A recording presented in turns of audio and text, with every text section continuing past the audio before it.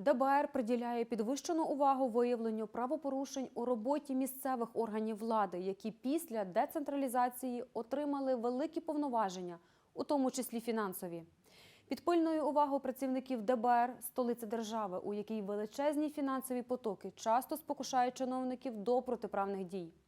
Аналіз наявної у Бюро інформації свідчить, що керівництво та службові особи структур КМДА з використанням влади та наданих їм повноважень налагодили стійкі корупційні схеми розкрадання бюджету Києва, який на сьогодні складає близько 60 мільярдів гривень.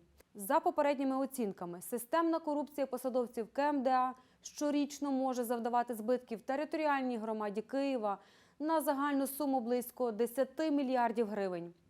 Основним механізмом розкрадання коштів громади є їх неефективний та безконтрольний перерозподіл керівництвом КМДА між 128 комунальними підприємствами.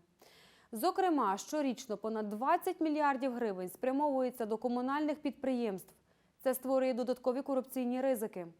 Працівники Державного бюро розслідувань у межах окремих кримінальних проваджень вже виявили та належним чином перевіряють можливі протиправні дії керівництва та службовців комунального об'єднання «Київзеленбуд» та Нацпарку «Голосіївський», керівництва комунальних підприємств «Конча-Заспа», консультативно-діагностичний центр Святошинського району Києва, спортивний комплекс, «Київпастранс», «Київводоканал», «Житлоінвестбуд», «Київтеплоенерго», «Плесо», «Київреклама», «Київкомунсервіс» та депутатів Київської міської ради, службових осіб комунального підприємства «Київжитлоспецексплуатація», Департаменту освіти і науки та Департаменту житлово-комунальної інфраструктури виконавчого органу Київської міської ради.